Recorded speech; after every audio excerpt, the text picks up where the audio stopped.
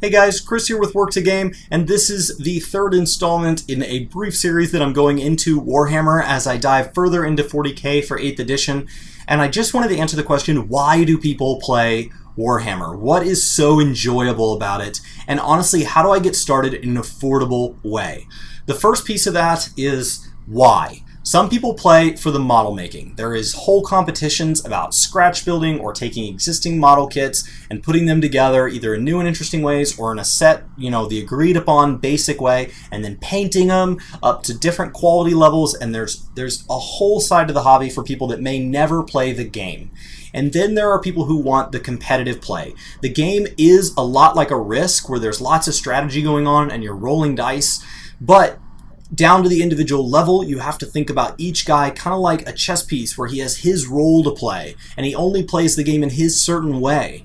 And then that piece is actually interacting with other pieces. It's not as simple as chess in that once he lands there, he takes him. It's like, no, once I come into combat, this guy has anti-armor guns and that guy has armor. So it's a good use of his guns as opposed to wasting his guns because he only gets so many shots per turn on guys that don't have armor, where I'm not getting the benefit of that being a stronger gun. And so that tournament play is almost like an RTS board game.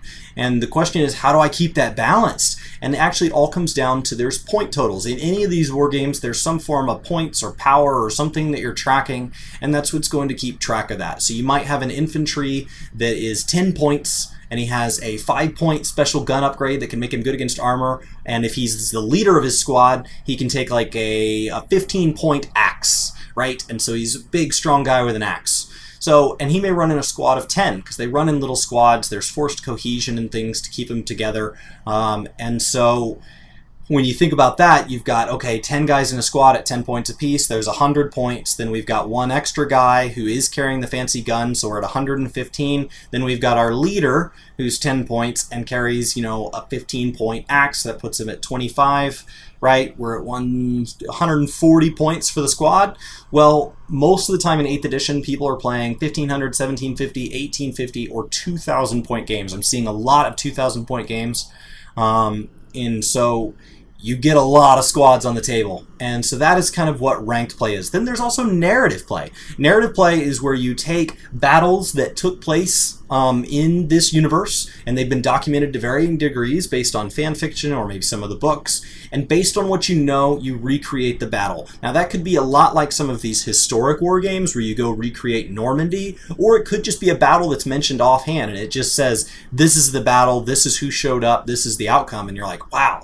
There's a lot of details missing. What if we kind of set that up how we imagine it, and then we enjoy that? And there's plenty of rule systems out there to help you kind of bend it to your will to make it kind of, oh, the defense army should have this advantage, or the offense army should have this advantage, to kind of make up for the fact that you may have teams with differing point levels.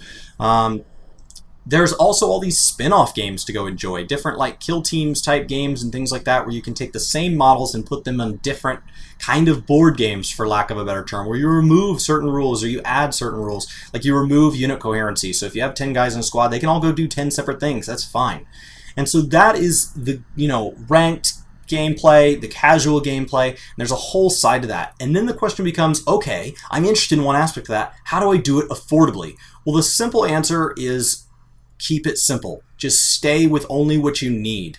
And you don't have to buy new. There's a lot of people that get into this hobby, they join in, and then they realize they don't really like it, and they go to sell their stuff. Well, they'll sell it at a much lower price than new in the box. And so you can consider buying used. There's also plenty of third-party companies out there for either other game systems or similar game systems, or even meant to be third-party bits for this. And so if you're really clever and you kind of work through it, you can actually drop that cost per mini way, way down.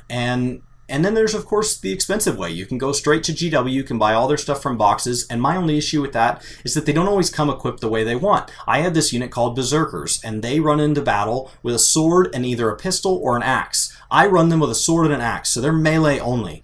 But the kit came with 12 guys, and it came with 12 swords, and 8 axes and 8 pistols, which means if you run them all one way or all the other, you run short. So you have to buy a whole nother box just for those extra bits, or go online and look for somebody who maybe ran them with the pistols and is willing to part with their axes, or buy third-party axes. And so there's a lot of interest in kind of how you do that and how you think about cost. And what's affordable to you is not necessarily affordable to somebody else.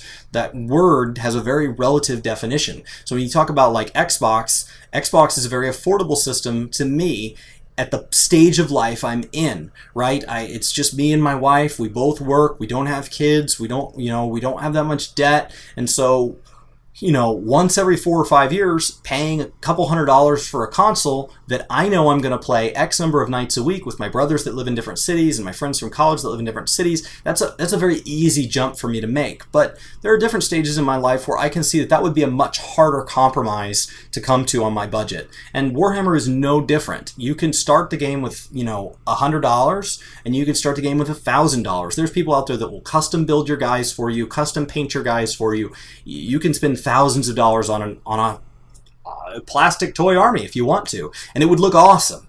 So it's just a question of what is considered a lot of money to you and what is the level of joy you're going to get out of that money, because $1,000 to enjoy an army for 10 years isn't so bad. $1,000 to enjoy it for one weekend, that's pretty steep.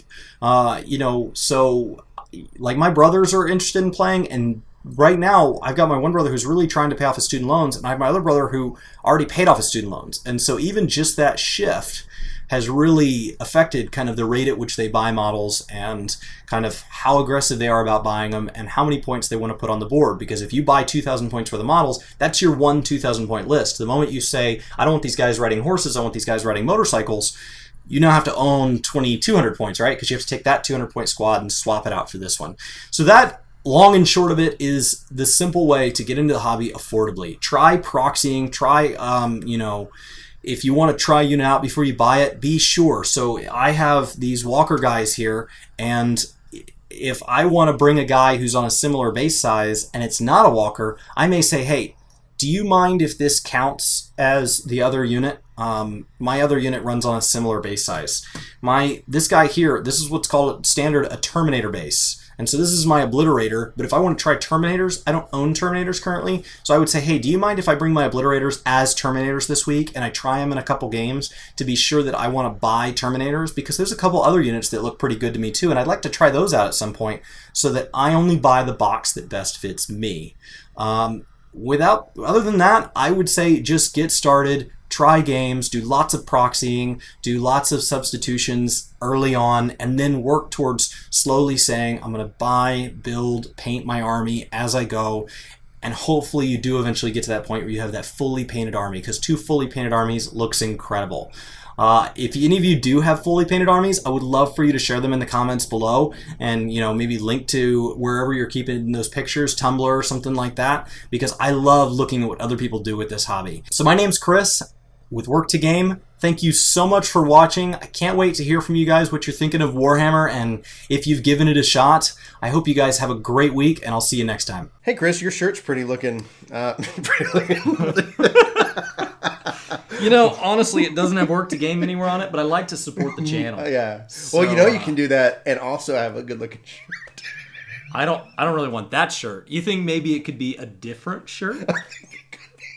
Well, cool. I think I'm going to click on one of the links somewhere around here, and I'm going to go see what we got.